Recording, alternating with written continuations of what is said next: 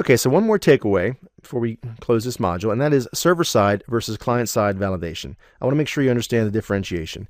Client-side validation is quicker than server-side. All right, we talked about that before. However, when we're talking about hardening our applications, increasing security, this is one thing that's kind of crucial to making sure that we have a very secure application.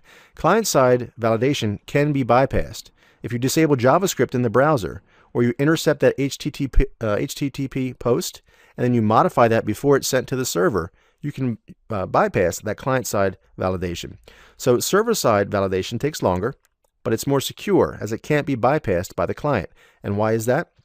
Well, because the actual validation takes place on the server, the code of which the client doesn't have access to. All they can do is send the information to the server.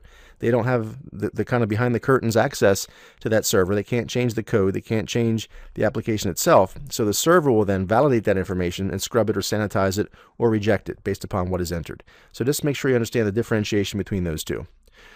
Okay, so to review our module, we talked about fuzzing and secure coding concepts. We showed you a little bit about the tools that are available. Kali Linux is a great penetration testing and fuzzing tool set, so I encourage you to check that out for more information.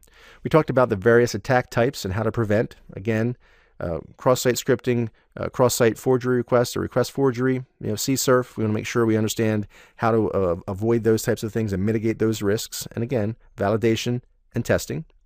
Then we talked about database types and the related security.